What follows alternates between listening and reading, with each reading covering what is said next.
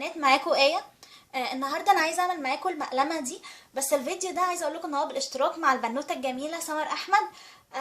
بصوا، سمر انسانه كويسه قوي وطيبه جدا، وكمان ساعدتني كتير قوي في القناه بتاعتي وساعدت بنات كتير قوي، وكمان بتعرفنا على بعض. هي انسانه كويسه جدا، انصحكم تخشوا تتفرجوا على القناه بتاعتها.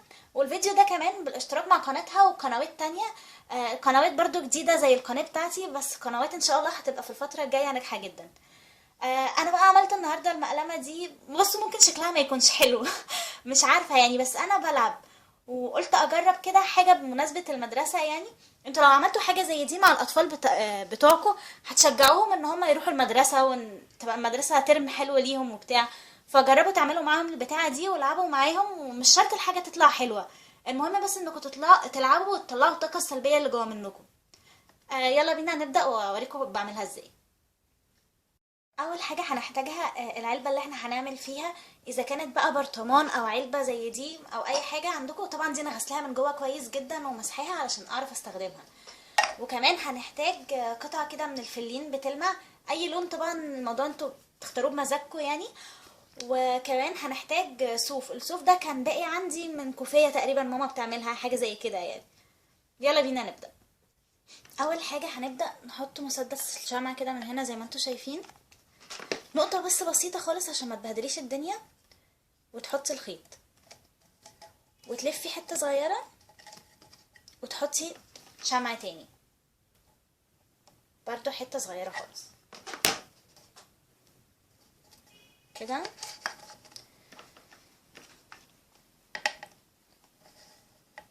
تحطي شمع وتلفي. بعد كده الصف التاني هتبدأيه كده وتلفي برضو حتة وتحطي شمع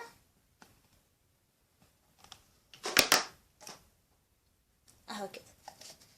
طبعا ما تكتريش في الشمع علشان شكله ما يبقاش وحش. انا قبل كده كنت حطيت شمع في كله وقعدت الف الف الف شكله كان وحش جدا. طبعا انا بقى هكمل كل الكلام ده لحد فوق، وهاجي اوريكم شكله هيبقى عامل ازاي عشان ما اطولش عليكم. واحنا بقى طالعين لفوق ما بنضطرش نحط شمع كتير، بنفضل نلف كده يعني مثلا لفتين تلاتة وتنزلوها لتحت، وبعد كده تحطوا شمع تنزلوا كله كده اهو، وتاخدوا بقى نقطة شمع وتثبتوها بس بقى. وبنفضل على الحال ده لحد ما نطلع فوق كده. انا كده لفتها كلها، فاضل بس الجزء اللي فوق، علشان الجزء اللي فوق ده عايزه اعمل فيه ضفيره. فعملت ايه؟ اخدت 3 فتل وربطتهم من فوق ببعض.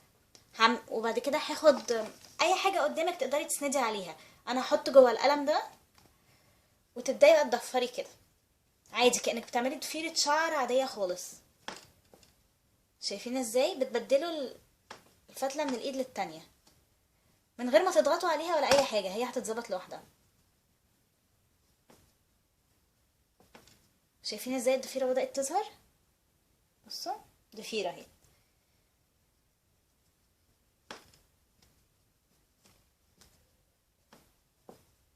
هكملها بقى واجيلكم. كده خلصت الضفيره زي ما انتوا شايفين هعمل ايه بقى؟ هاخد مسدس الشمع واحطه هنا،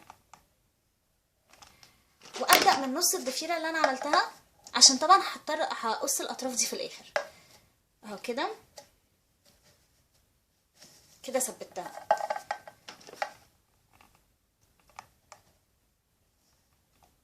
كده.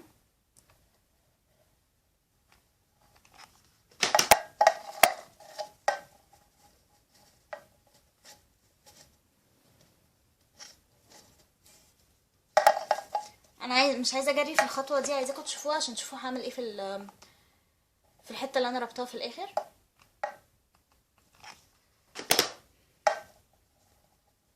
كده. وهقف طبعا، مش هلزق دي. اجي هنا كده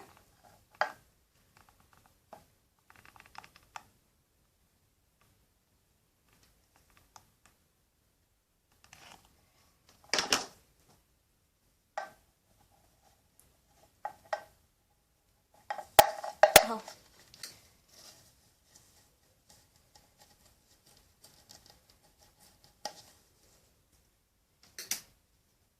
اهو كده.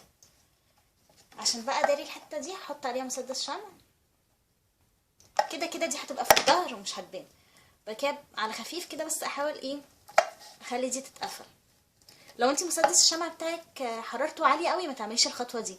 انا بتاعي حرارته يعني بسيطه بقدر استحملها. اهو اضغط عليه كده. طبعا كده شكلها وحش جدا. وبعدين شايفين الفراغات دي بسبب مسدس الشمع، عشان كده قلت لكم ما تكتروش مسدس الشمع. هعمل ايه بقى؟ هجيب الحته الجليتر اللي انا قلت لكم عليها، هلزقها هنا كده بمسدس الشمع. هتحطوا كتير بقى.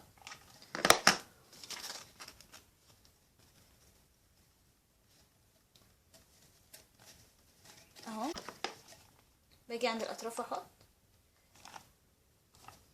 كده.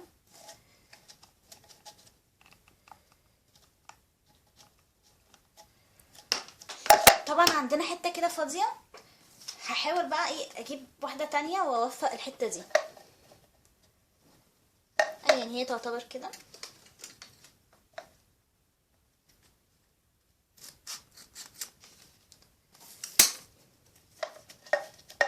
اهي بالنظر يعني ما اخدتش قياسات ولا اي حاجه.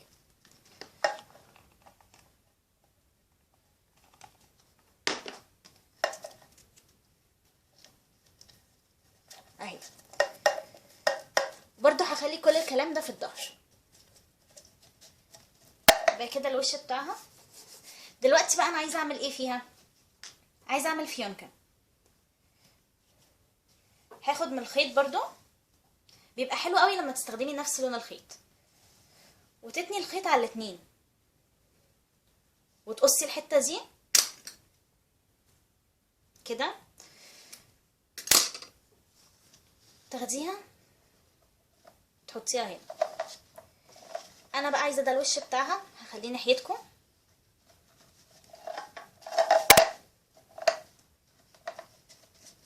اعمل عقده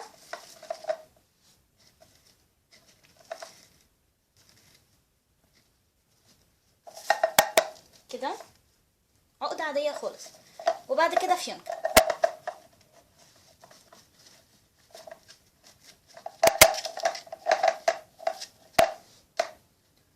بعد كده بقى اخلي شكل الفيونكه حلو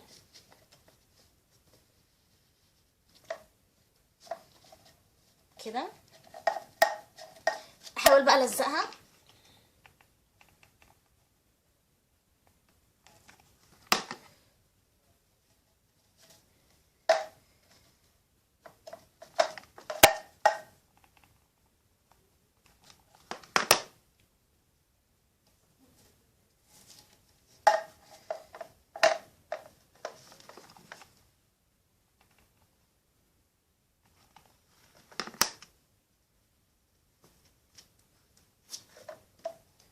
قوي